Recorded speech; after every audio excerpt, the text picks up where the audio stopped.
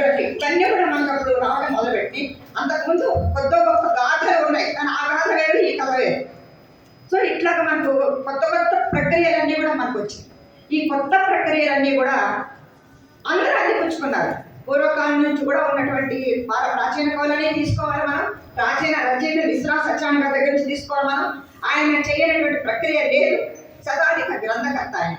అక్కడి నుంచి తీసుకుంటే ఇప్పుడు ఈరోజు ఫేస్బుక్లో రాసినటువంటి కుర్రాడి వరకు కూడా కథ తనకు తను చెప్పుకుంటూ తనకు తను మారుకుంటూ అనేకమైనటువంటి రూపాలు చెందుతూ వస్తారు. కాబట్టి కథని మన చిన్న చూపుతో రాసినటువంటి అవసరం లేదు.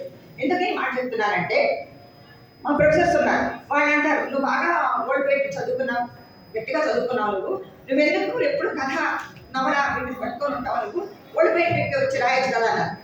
రాస్తాను మాస్టర్, కానీ ఇప్పుడు ఉన్నటువంటి యూత్ని ఎంకరేజ్ చేయాలి అనేటువంటి ఒక ఉద్దేశం. ఎందుకంటే 3 years లెక్చరర్గా పనిచేశాను, 5 years ప్రిన్సిపల్గా చేశాను. స్టూడెంట్స్ని ఎంకరేజ్ చేయడం అనేటువంటి నాకు చాలా ఇష్టం.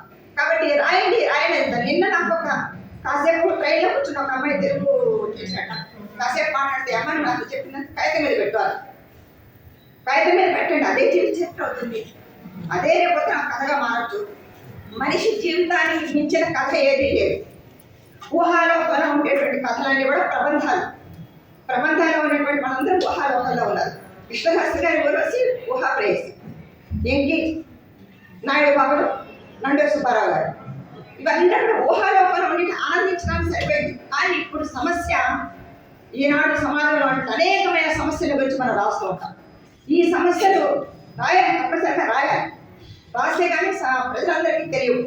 అది వర్గ పోరాటం కావచ్చు, కుల మతాలు కావచ్చు, భార్యాభర్తలు కావచ్చు, లేదా స్త్రీ పురుషుల సంబంధం కావచ్చు, అనేకమైనటువంటి సంబంధం కూడా కావచ్చు, రాజకీయమైనటువంటి అనైతికత కావచ్చు, అనేకమైనటువంటి సమస్యలతో దేశం ఉన్నప్పుడు ఇవన్నీ కూడా కథల్లోకి రావాల్సిన అవసరం ఉంది. వాటినే మంచి కథలుగా మనం చెప్పుకోవాలి. ఇక్కడ నేను రెండో విషయం కూడా చెప్తున్నాను. పత్రికాధిపతులు కూడా కథలకి పోటీలు పెడుతూ ఉంటారు. ఆ పోటీ పెట్టినప్పుడు టెక్నిస్ట్గా ఉన్నటువంటి వాళ్ళకి పూర్తిగా స్వాతంత్రం ఇవ్వాలి. ఇటీవల నేను ఉషా పత్రిక కూడా నేను జడ్జిగా ఉన్నాను. నేను జడ్జి, నేను మనకు తెలియదు, ఎవరెవరు కథలు వస్తున్నాయో నాకు తెలియదు. నాకు మెయిల్కి వచ్చింది, అన్నీ చదివాను. మొత్తం 3 వడపోతలు వేయాల్సి వచ్చింది. 3 వడపోతల తర్వాత మిగిలినటువంటివి ఒక 5 గట్టిగా నిలబడ్డాయి. ఎవరంటే ఈ 5 రాసిందంటే